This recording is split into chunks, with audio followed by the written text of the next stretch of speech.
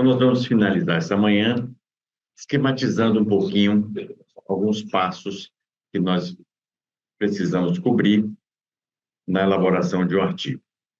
Então, nós vamos ver nessa primeira parte o outline, né, o esboço, a estrutura do artigo, o título, a introdução e a seção de métodos.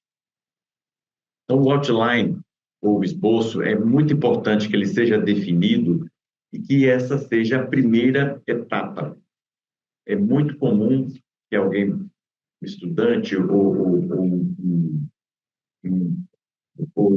a gente mesmo no início, quando vai escrever um artigo, que se arvore a tarefa de escrevê-lo, né? Arregace as mangas e vá com toda a disposição e comece a escrever.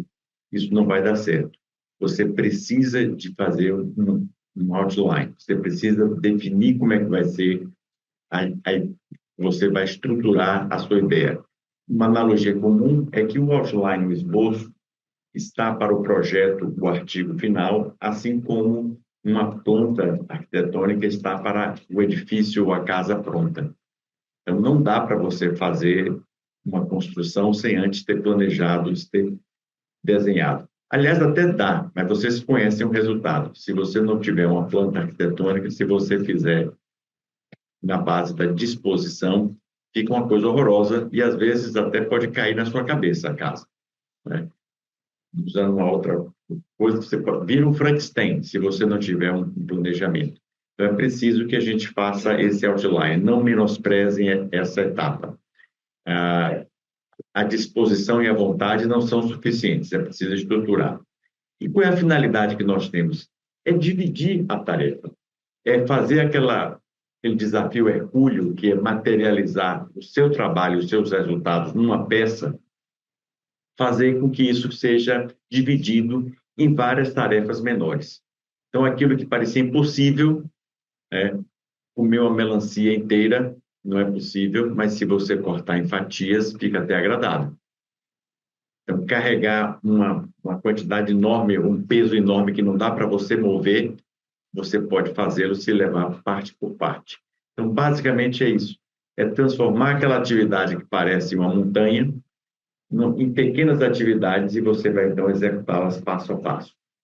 Esse bom esboço, uma boa estrutura, um bom outline, ele deve organizar os temas de forma lógica.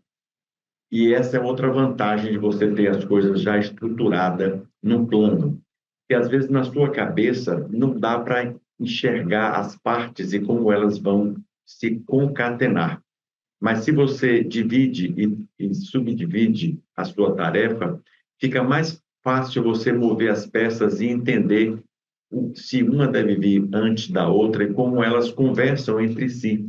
Então, fica muito mais inteligente. Não sei se vocês já tiveram essa experiência de escrever de vez. Quando você vai ler, você percebe que uma coisa veio antes da outra, que você tem uma dificuldade de entender o que você mesmo escreveu. Mas se os itens estão separadamente colocados, isso geralmente cabe numa folha, fica muito mais fácil de você identificar que tal ideia faz sentido ficar junto de outra e assim por diante. Então, além de permitir que você faça o seu planejamento, que aquela tarefa grande se torne mais palatável, mais execuível em tarefas menores, você, ao identificá-las dessa forma, consegue fazer um enredo e arrumar e ordenar essas ideias melhor.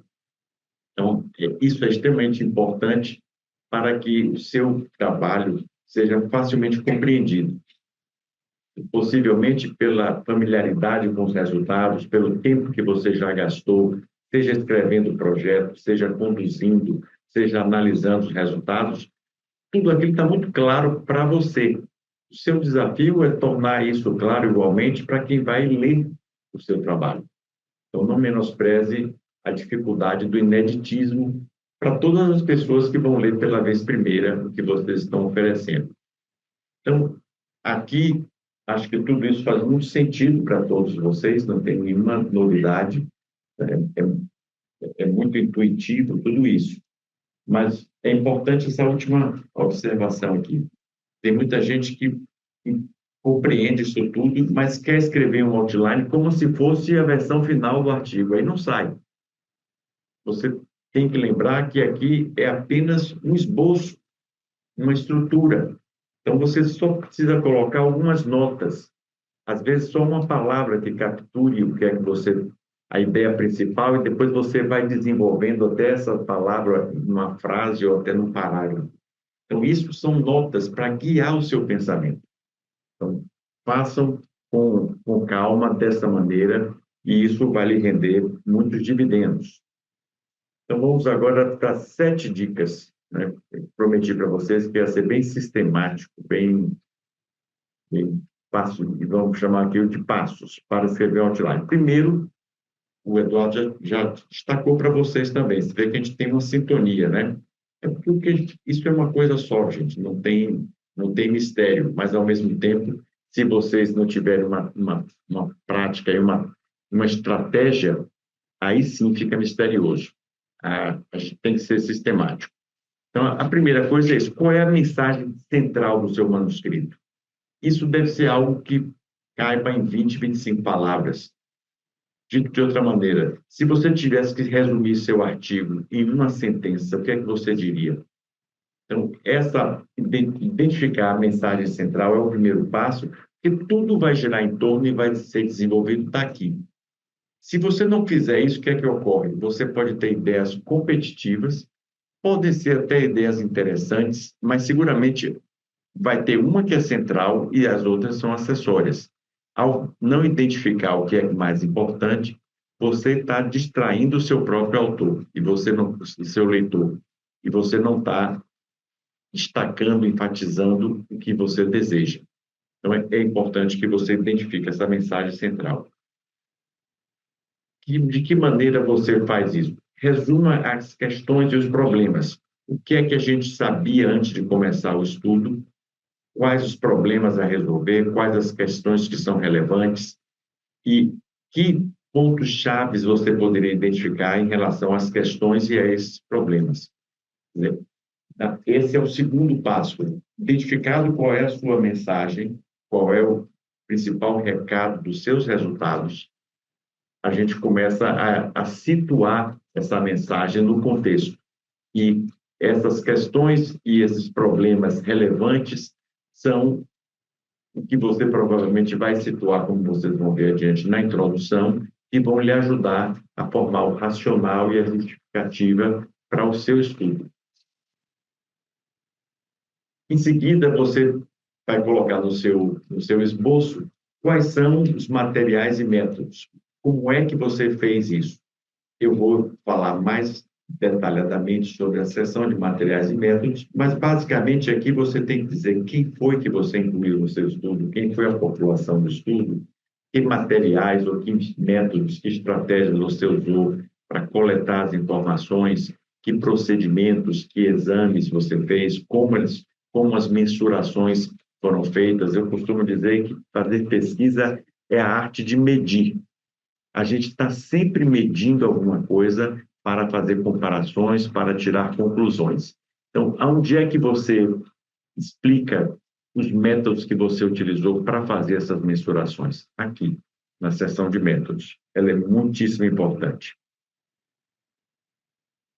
Depois, o outline, vocês observam, ele segue mais ou menos a sequência que o Eduardo mostrou aqui, que é estruturado no artigo, né? Então, é o arcabouço ou a estrutura do artigo. A mensagem central, as questões e as lacunas do conhecimento, que vai ser o subsídio para a justificativa racional do estudo, que é a introdução, os métodos que você empregou, e aqui você deve listar, identificar os seus achados, os seus resultados. De que maneira? Primeiro, qual é o mais importante? Esse achado mais importante que você vai colocar aqui no seu outline, ele tem que estar alinhado com a sua mensagem principal, concorda? Não, você não pode ter uma mensagem principal como a dificuldade de vacinar é uma questão de acesso e não uma questão de sentimento anti-vacina. Então, se é essa a mensagem principal, o seu resultado principal tem que estar alinhado com isso. Os pais reportaram que o motivo de não vacinar, 80%, 90%, foi porque não estava o posto aberto, ou isso ou aquilo. Não pode ser porque tem medo de evento adverso. Porque, mesmo que isso tenha sido colocado como um dos achados, não tendo sido o principal, não subsidia a sua mensagem principal, que é: os pais não estão vacinando por barreiras de acesso e não por hesitação. Então, aqui, identificado o resultado principal, você não menospreza os demais. Você lista tudo mais que você encontrou. Outra coisa que eu costumo dizer, nós temos que ser muito eficientes, não só em escrever, mas em capturar todos os resultados da pesquisa. Pesquisa é caro, pesquisa toma tempo, e a gente tem a obrigação de fazer uso de todos os resultados e publicá-los. Isso é o nosso compromisso ético. Então, você deve listar tudo mais que você encontrou aqui, não sendo ligado à mensagem principal. Não se preocupe em colocar a ordem aqui. Só não esqueça de colocar tudo que você encontrou. Mas note que a gente, pelo menos, fez essa distinção. O que é o achado principal, que está relacionado à sua mensagem central, e tudo mais, que eu vou listar aqui e depois eu organizo o que é mais importante, ou que ordem eu devo relatá-los na seção de resultados, mas de forma que eu não deixe nada de fora, que eu consiga capturar isso tudo. Não é incomum que, em algum momento aqui, quando você faz essa lista, que você elenca, que você tem que tomar uma decisão se vai caber tudo naquele artigo mesmo, ou se não seria mais justo ou mais inteligente separar um grupo de achados numa publicação separada. Note que eu não estou sugerindo aqui que vocês façam aquela multiplicação de pães, que vocês fragmentem um resultado para transformar um artigo em 4 ou 5. Mas, de maneira inteligente, vocês às vezes têm que fazer uma separação. Eu dou um exemplo de uma orientanda nossa que fez um levantamento sobre intoxicação exógena, e isso envolvia medicamentos com prescrição e medicações sem prescrição, e tinha intoxicação também não medicamentosa, que acontece por ingestão acidental ou por envenenamento. O banco era o mesmo, porque nós usamos um banco que buscava as informações dos últimos 20 anos, mas era muito difícil escrever os resultados, porque os determinantes de intoxicação medicamentosa são muito diferentes de intoxicação por outras substâncias, né? Geralmente era acidente com criança, ou era a parte ocupacional era muito importante na exposição a substâncias. Então, foi mais legítimo que nós separássemos, e uma publicação foi intoxicações e hospitalizações por intoxicação medicamentosa e por não medicamentosa, e aí ficou muito mais fácil de discorrer, de discutir sobre as causas. Então, um exemplo aqui de uma situação legítima. E é o que pode acontecer aqui. Então, ao listar todos os seus achados, você pode ter que tomar essa decisão. Será que eu tenho que dividir? Será que fica melhor? Depois que você apresenta os seus resultados, na discussão, você deve listar quais são as conclusões principais dos meus achados. E aqui segue novamente aquela mesma ordem. A conclusão principal é aquela alinhada com o meu resultado principal, que está alinhado com minha mensagem principal. Mas eu também vou tirar conclusões dos demais achados. Não vai ficar solto. Eu não vou citar outros resultados e não vou dizer qual é a conclusão que eu tiro deles. E para cada uma dessas conclusões, seja a principal, seja as secundárias, é muito importante que você diga: e daí? Qual é a implicação disso? O que é que isso acarreta? Vai haver alguma mudança na prática? Vai haver alguma mudança na abordagem, na técnica? O que é que você recomendaria? Quando vocês fazem desse jeito, a leitura fica muito boa. Vocês têm uma mensagem, vocês apresentam um resultado que subsidia essa mensagem de maneira alinhada, você tira uma conclusão e você diz qual é a implicação. Então, tudo isso vai se ligando, se concatenando, e ao final da leitura, a sua audiência tem uma ideia muito clara de qual é a mensagem que você tem.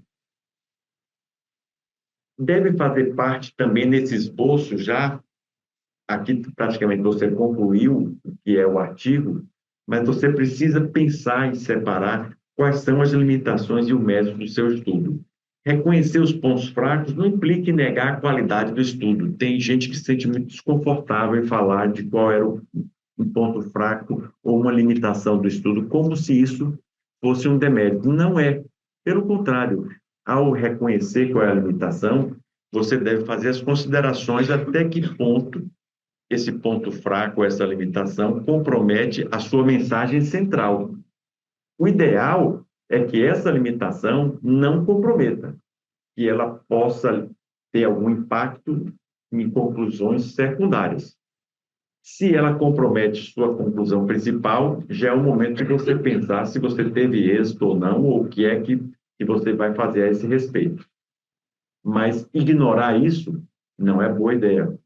E eu, particularmente, acho que vocês também devem se sentir mais seguros quando estão lendo um artigo e veem que o autor fez aqui o papel do revisor. Ele faz uma análise, uma autocrítica com isenção de ânimos. O Rothman dizia que a gente tem que ser cético e tem que julgar com muito rigor os trabalhos dos outros e, sobretudo, os nossos. Não é por julgar com rigor dos outros, mas os nossos, não. A gente tem que começar aqui. Então, isso é uma sessão muito boa. E aqui note que você não vai dizer, eu já tive alguns orientandos que eram muito bons em fazer autocrítica, mas não falava dos méritos. Eu falei, bom, você foi muito bom aqui, mas e os méritos? Ah, mas tá, vê-se aqui no conjunto do trabalho. Não, ajude o leitor desse papel também. Não estou falando para só criticar. Às vezes passa um pouco despercebido o leitor um ponto forte do seu trabalho. Então, traga isso aqui junto, não é para ter uma postura somente de criticar. Destaque e diga que é. E aqui você tem que dizer por quê.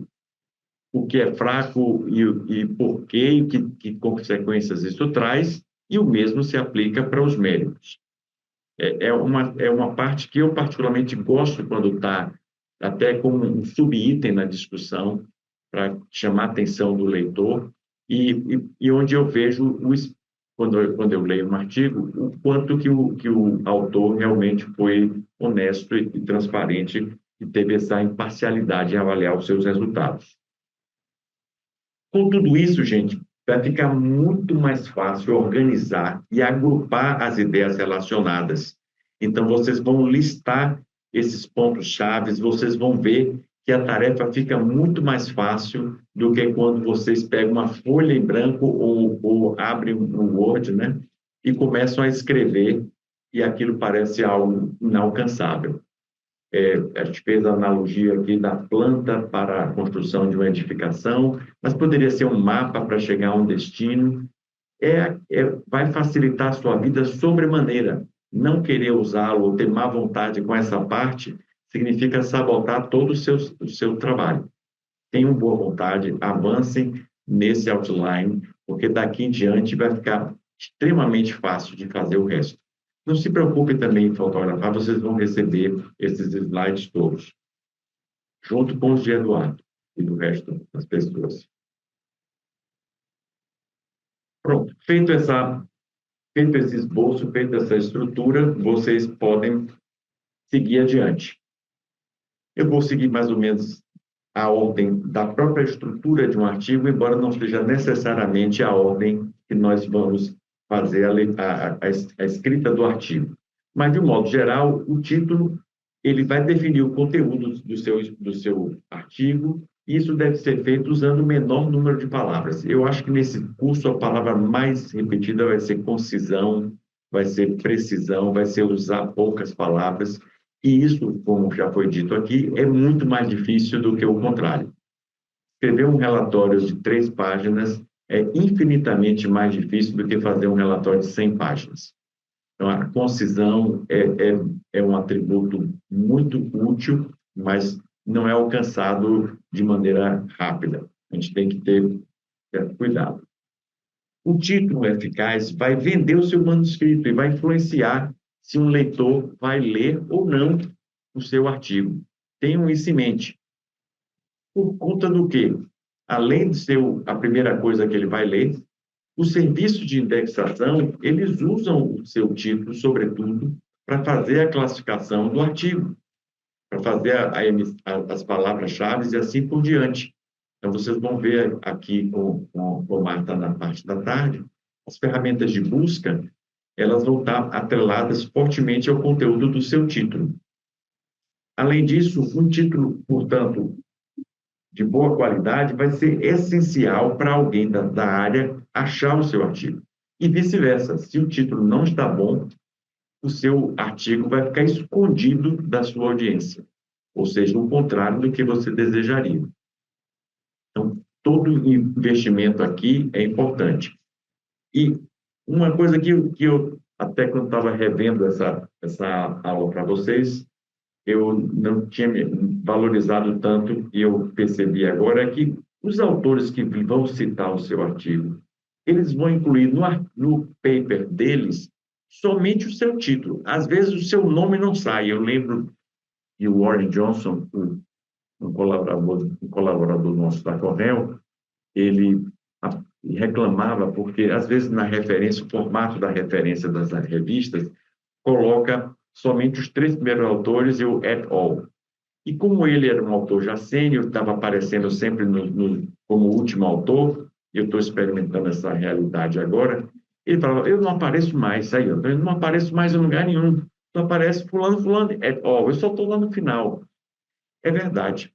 Os autores, às vezes, a revista não deixa aparecer tudo, não é? Mas o título aparece. Então, você vai aparecer, além dos indexadores, vai aparecer no artigo de quem lhe citou. E eu mesmo faço muito isso. Se eu leio alguma coisa, tem a referência, eu vou ver a referência para ver o título, para ver o quanto que aquela referência pode me interessar, eu fazer uma leitura. Então, o título tem muita visibilidade. E aqui é a frase que resume tudo. O título será lido por muitas pessoas e muito mais do que o resto do seu manuscrito. Então, vai ser a parte que vai ser mais lida. Bastava isso para vocês gastarem mais tempo caprichando no seu título. E a gente vê uns títulos assim de 40 palavras que você tem que reler e ligar para a pessoa para dizer é o que mesmo que você está escrevendo aqui? Então, não, é um título totalmente fracassado. Esse, né?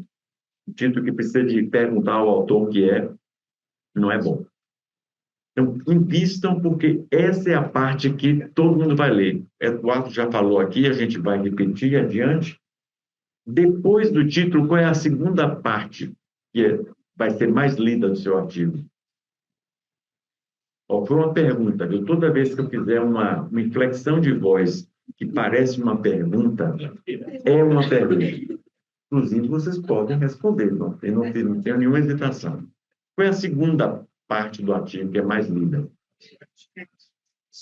O resumo.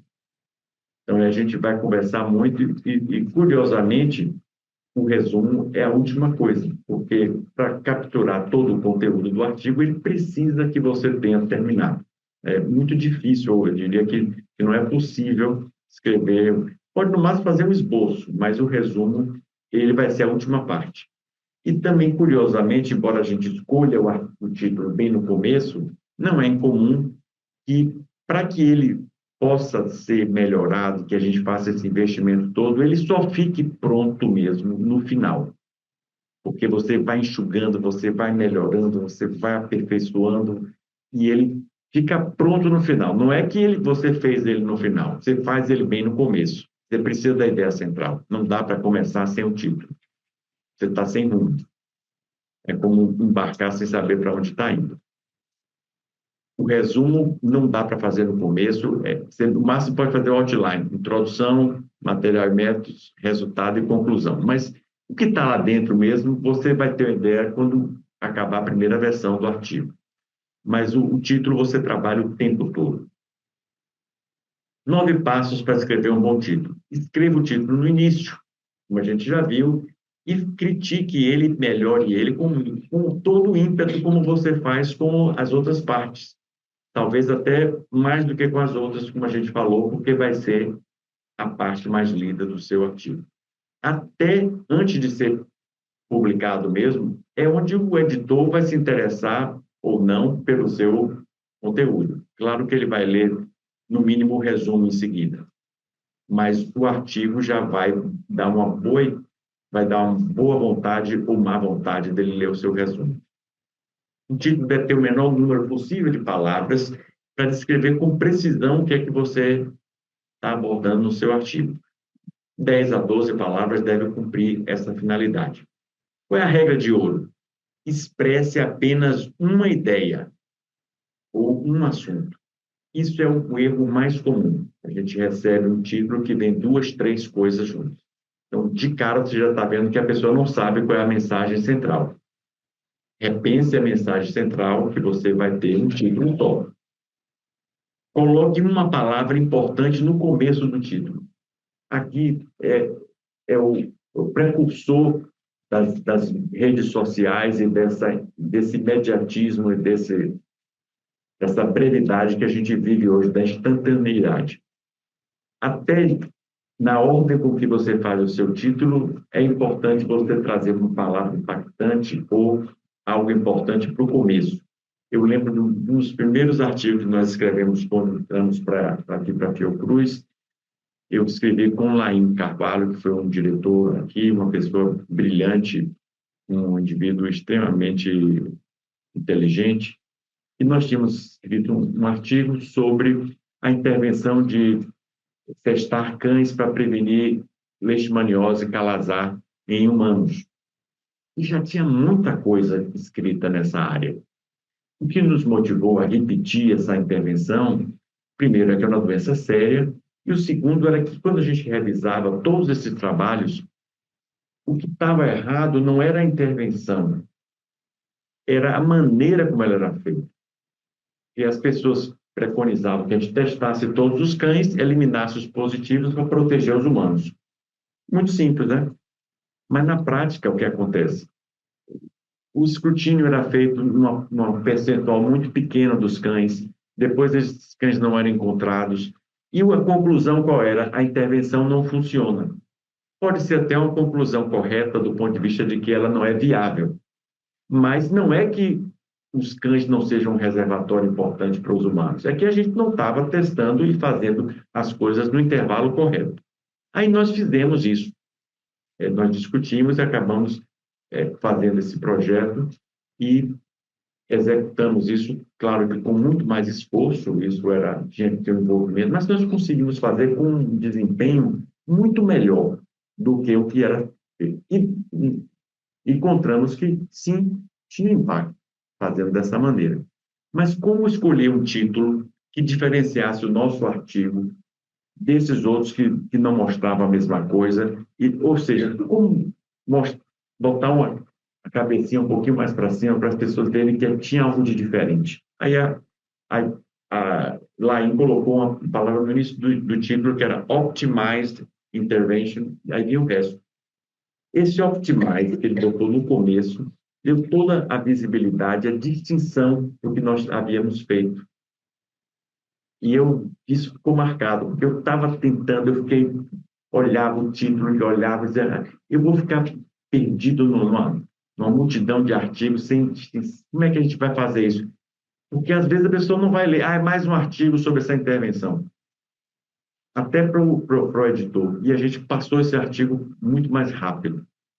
Então, não menosprezem mais uma vez o esforço e o ganho que vocês podem ter com esse trabalho de pensar melhor e colocar até, além de um texto conciso, colocar algo mais importante no começo para deixar que a pessoa já vá cada vez mais ficando interessada no seu trabalho à medida que lê. Use palavras-chave que vocês vão ver à tarde com a busca, que possam ajudar no trabalho de indexação. Mais uma vez, tudo trabalhando para melhorar a visibilidade do seu trabalho. Seja conciso, omita repetições de palavras desnecessárias, um estudo de investigações, de observações sobre, completamente dispensáveis. Elimine coisas redundantes, verbos, artigos.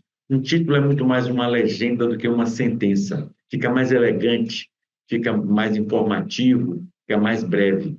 Isso é muito importante. Seja o mais descritivo possível, use termos específicos. Se você vai falar de uma medicação, diga o nome específico da medicação, não da classe. E não use palavras muito enfáticas sobre as suas conclusões. Isso não é bem visto nem pelos leitores, nem pelos editores. Você parece presunçoso já vendendo seus resultados.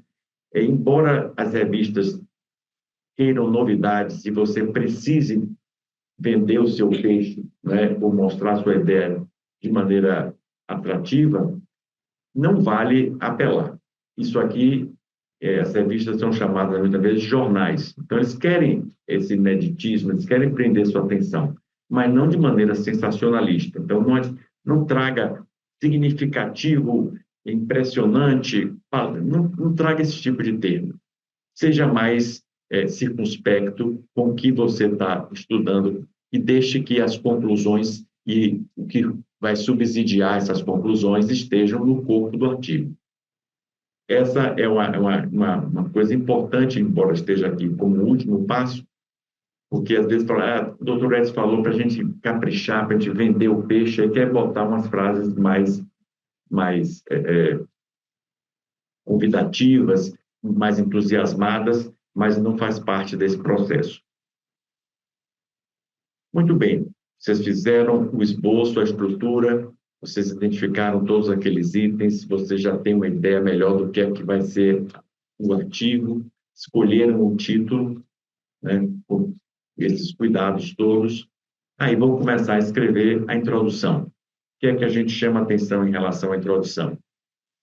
Ela precisa resumir o problema que você vai abordar e, ao mesmo tempo, despertar o interesse do leitor.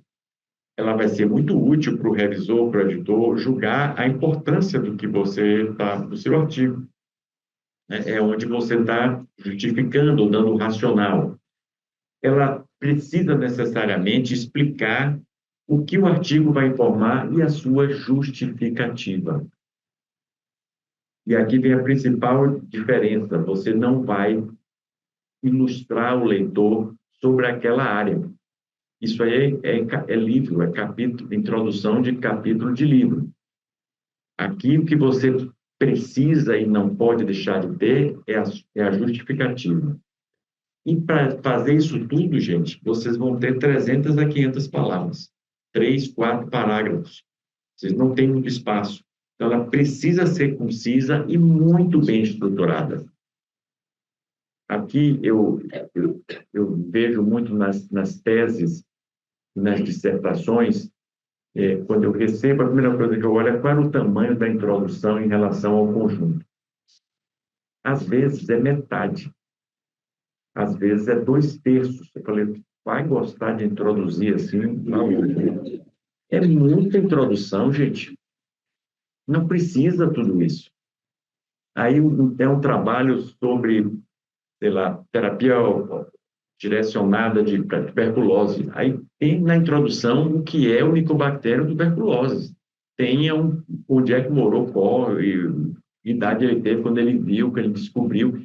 É muito interessante, até do ponto de vista histórico, eu gosto, mas mesmo numa dissertação ou numa tese onde você tem muito mais espaço do que no artigo, é desnecessário. Se a pessoa é mais compulsiva, né, e muitos estudantes são, né, como os orientadores às vezes são também, né, fala assim, mas eu preciso dizer isso também, mas vai ficar incompleto. A ideia não é ser completo, a ideia é estar alinhado com com o seu assunto. E você não vai conseguir ser sucinto e direto se você incluir tudo. Aí um orientador meu falou assim, mas o que abunda não prejudica. Né? Falei, às vezes prejudica.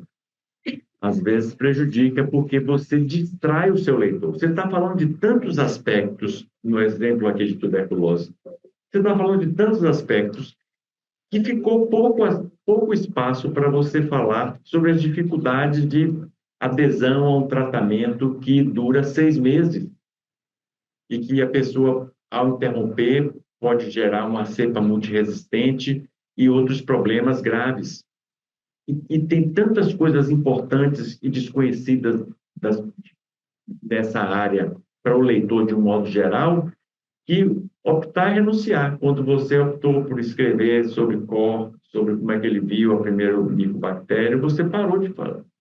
Então, controlem a compulsividade e falem, eu costumo dizer, isso tem a ver diretamente com o que você vai falar? Indiretamente, tudo tem. Se for indiretamente, porque ela faz um caminho enorme e liga com o assunto de novo. Mas tem que ser diretamente, como que isso ajuda com a ideia central que você já sabe qual é e que está capturada no seu título. O resto, gente, tira. Não precisa. Primeiro, porque a maior parte do foco da sua audiência não é ignorante no assunto. Mas poderá se beneficiar de conhecimentos mais específicos da sua pergunta, estritamente, e não de um oceano de informações que só vai atrapalhar e distrair. O Eduardo também falou aqui uma vez, falou em algum momento, que você vai distrair o leitor. Você fala de tanta coisa que você não sabe mais qual é a mensagem principal. Geralmente, a introdução é a primeira sessão a ser escrita. Na verdade, ela já está pronta quando você fez o seu projeto. Quando você escolheu essa ideia, você tinha uma ideia de quais eram os problemas, as lacunas de conhecimento. Então, isso aí já está mais ou menos organizado. O que não está pronto é nessa forma, mais sucinta, com poucas palavras. Então, isso aqui, às vezes, carece de um refinamento. Dito isso, vamos ver quais são os 10 passos para escrever uma introdução. Né? Primeiro, inclua as informações sobre o problema de forma concisa. Nada de muitas voltas, nada de contar uma história longa. De um modo geral, você vai do geral para o específico. Você situa o problema no mundo, na região e no local do estudo. Isso, ou de maneira... isso é muito comum. Não inclua tudo sobre o tema, o que eu falei para vocês. Não precisa esgotar. Não precisa olhar tudo. Se você está falando de vacinação de HPV, não precisa falar de patogênese do HPV, a menos que isso vai estar ligado diretamente com o que você vai dizer depois. Se não, não precisa. Seja realmente direto. Não só para incluir na sua discussão, como também nas citações. Você só vai citar e só vai falar do que está ligado ao assunto diretamente. Então, fora disso, não é pertinente. E tem que ser com essa mensagem central que nós falamos. Nesse pequeno espaço, você tem que apresentar informações e você tem que fazer uma discussão sucinta, às vezes, de resultados de vários estudos. Isso requer, gente, muita competência. Isso é muito desafiador, não é coisa simples.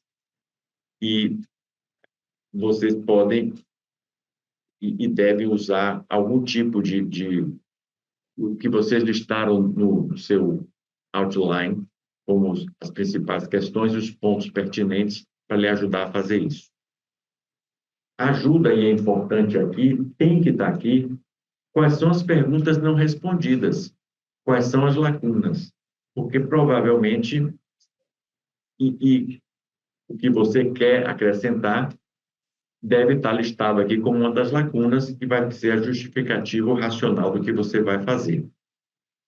Certifique-se que você está colocando todas essas informações dirigidas ao público-alvo do seu trabalho. Se você está escrevendo sobre vacinação ou sobre barreiras de vacinação, não faz muito sentido você estar falando da biologia do HPV ou de outras coisas.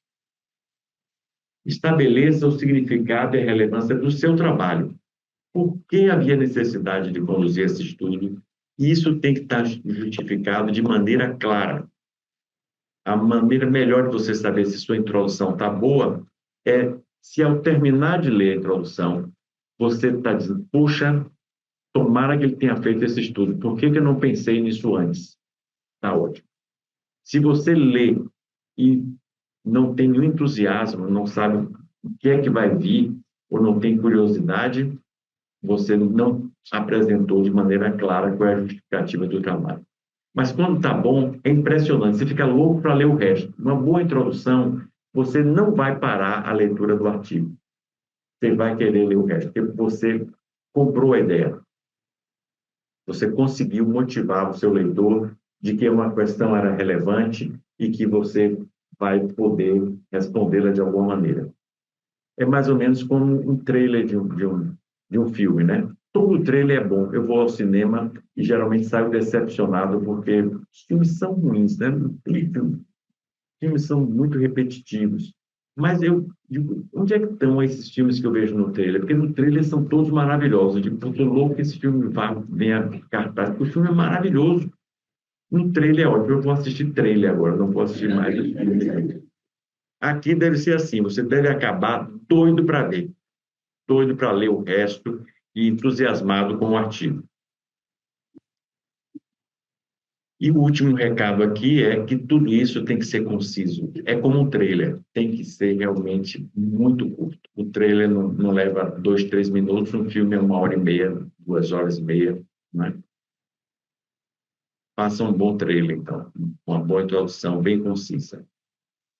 Por fim, vocês têm que falar sobre como é que foi feito o estudo, material e métodos.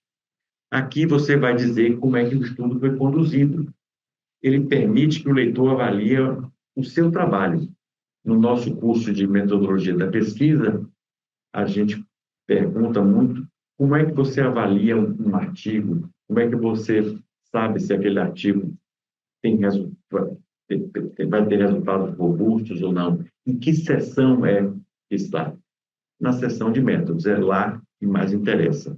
E eu dou o exemplo quando eu era residente, mas mesmo nessa época que Eduardo mostrou alguns artefatos aqui pré-históricos, a gente queria fazer uma revisão de um assunto, aí ia na biblioteca, tinha uns livros lá no nome do PubMed, né, para procurar, e ao trabalho sobre o mando, a gente tinha uma lista de artigos que depois a gente passava na biblioteca, as revistas estavam lá, e aí tinha que fazer a cópia, né? Só que a cópia xerox também era cara. Então, qual era a maneira, com o meu salário exorbitante de residente, para fazer cópia de mais artigos? Eu suprimia uma parte do artigo para economizar. Então, o que é que eu suprimia? Referência, eu não pegava referência. E material e métodos, porque eu adorava introdução e discussão. Coisa boa de ler. Introdução e discussão é ótimo. Você lê introdução, é o trailer, né? E as lacunas, eu vou responder isso é importante por isso, por aquilo. Introdução é maravilhoso. E a discussão, trazer as conclusões, as implicações. Eu gostava do resultado também, mas dependia da extensão deles. Geralmente são curtos, não economizava muito, mas material e métodos, eu cortava sem nenhum escrúpulo. Hoje eu tenho tanta vergonha disso, porque eu faço o contrário. Eu pego um artigo, não interessa quão vistoso seja todo o artigo. Claro que o título vai me levar ao artigo, não tem jeito, não tem como a gente descobrir. Mas a primeira coisa que eu leio, por mais instigante que seja o artigo, eu não leio nem a introdução, não leio material e métodos. Conforme o caso, eu não quero ler mais nada. Já deixo o artigo de lado. Mas, sabe, não tenho nem curiosidade de ver o que ele achou, porque qualquer coisa que ele achar não vai ter nenhuma força. Então, é muito importante essa sessão, que é onde você vai realmente poder comprovar, como a gente vai ver aqui, se a robustez dos seus dados. Então, ele deve ter detalhes suficientes para qualquer pessoa reproduzir e deve explicar exatamente o que você fez. A gente tem que manter um equilíbrio entre brevidade e integridade, porque é muito difícil você descrever tudo e não ocupar muito espaço. E voltando à minha época de residência, eu não estava só naquele meu esforço, não, porque os próprios editores na época tinha muita revista que material e métodos vinha com letra menor, com a fonte menor, já dando a entender que aquilo era como aquela parte do contrato que você não quer ler. Hoje em dia, felizmente, não é assim. Eu acho até que podia ser o contrário. O material médico podia ter uma fonte maior para destacar mais, porque eles são muito importantes. Aqui você tem que tem uma brevidade. Se aquilo já foi descrito anteriormente, você às vezes resume e põe uma referência, não precisa fazer de novo. E isso aqui é verdade, é a parte mais fácil de escrever, porque é o que você fez. É muito de narrativa mesmo. Não tem invencionice aqui. Não tem muita poesia, não tem muito que dourar. Você só tem que ser claro, né? E escrever de maneira clara não é tão complicado assim. Mas daqui não precisa de muito talento literário, não. É só escrever mesmo. Quais são os 12 passos, gente, antes para a gente almoçar? São 12 passos. Será que a gente chega lá? Primeiro, ordene os procedimentos, cronologicamente ou por tipo de procedimento, dentro de cada procedimento. Use subtítulo, é muito importante. Outras sessões podem não ter, mas material e método precisa ter subtítulo, porque organiza melhor, nem sempre as coisas têm essa ordem cronológica, então facilita que você entenda por que que mudou, né? Por que que aparece uma sessão que aparentemente não está tão concatenada como estava antes. E decida qual é a ordem que a apresentação vai ter, né? O que é que vai fazer mais sentido para você, para o leitor, tá?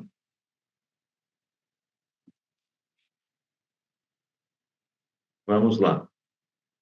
Aqui uma dica simples, use o passado e a terceira pessoa. Bom, a amostra foi incubada a 37 graus, e não eu incubo a amostra, né? Isso é óbvio.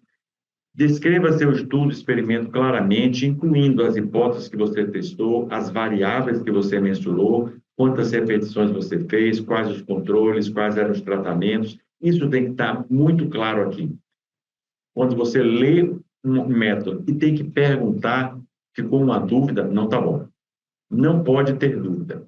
Quais eram os grupos, que foi testado, o que foi feito, quais eram as categorias. Ah, eu acho, pelo que está escrito aqui, que deve ter sido isso. Vamos ver no resultado. Não está bom.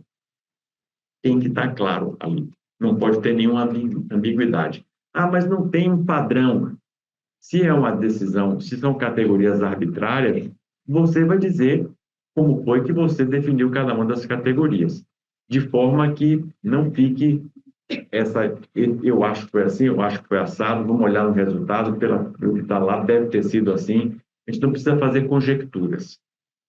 Explique cada procedimento realizado, identifique os equipamentos se foram aqui utilizados, marca, kits, etc., de maneira muito clara, e as mensurações, inclusive com os erros das medidas, quais foram as métricas empregadas, isso geralmente está, inclusive, na instrução da própria revista, que você tem que usar e quais são as siglas que você pode usar. Informe, naturalmente, detalhes tão triviais como o local e a data onde o seu estudo foi conduzido. Às vezes você está tão enfronhado com seus resultados que você acha que todo mundo já sabe onde é que você fez e quando é que você fez. Por incrível que pareça, tem muita gente que não sabe. Então, você tem que informar quando foi a coleta dos dados e onde é que ela foi feita. Descreva quais foram os testes estatísticos e as comparações feitas. Isso também deve ser muito específico.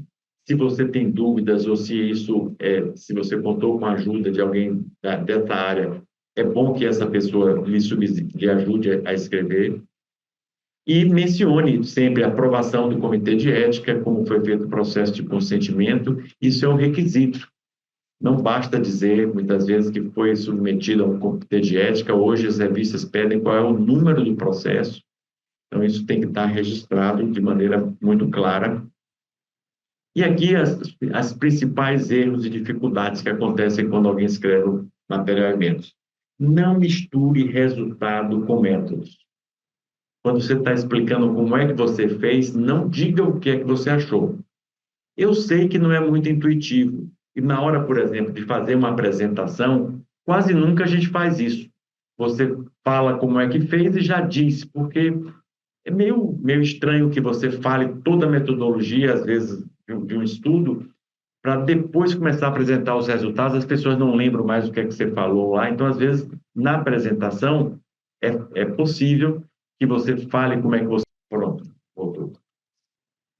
Então, na verdade, tudo isso se aplica para uma tese de dissertação, à exceção dos limites de palavras que numa dissertação ou tese tendem a ser muito maiores. não é? Como foi dito aqui, um artigo normalmente são 2.500 palavras, no máximo 3.000, 3.500. Numa tese de dissertação não há um limite. Nem por isso a gente deve se exceder. Eu falei das introduções enormes, eu recebo uma dissertação com 90 páginas, com 60 de introdução. Não é possível, não tem necessidade. Não é possível. Observe, por não ter limite, não quer dizer que na introdução você vai falar da história completa. Você tem que se deter no seu assunto para não distrair o seu leitor com outros tópicos dentro, mesmo que seja dentro do mesmo tema. Porque você está fazendo um desserviço à sua mensagem. Tudo tem que estar ligado à sua mensagem central. Tudo tem que colaborar para o entendimento do que você vai falar. Então, você está fazendo um desserviço a si próprio, porque você começa a botar outras coisas que podem ser até relevantes, mas não foi o que você estudou. Então, parece um diversionismo, parece algo que você pode estar até enrolando porque não tem o que dizer. Então, pode até ser. Na maioria das vezes, não é. Na maioria das vezes é só um voluntarismo, a pessoa quer mostrar serviço e quer cumprir tudo e não precisa, e aí com isso acaba comprometendo o que precisa. Mas quase tudo isso aí vai ser extremamente aplicável a uma tese ou uma dissertação. Lembrando que, como todos, a maioria dos programas exige que a tese ou a dissertação depois seja publicada, não raro hoje a gente opta por fazer um modelo já com um artigo para submissão. Então, essas informações acabam sendo até mais relevantes, porque o modelo para submissão vai ter que obedecer essas restrições de espaço. Mais alguma pergunta? Quando é o almoço, alguma coisa assim? Além dessa, mais alguma coisa? Não tinha pergunta lá, parece que tinha almoço que estava perguntando. Vê se tem no chat aí.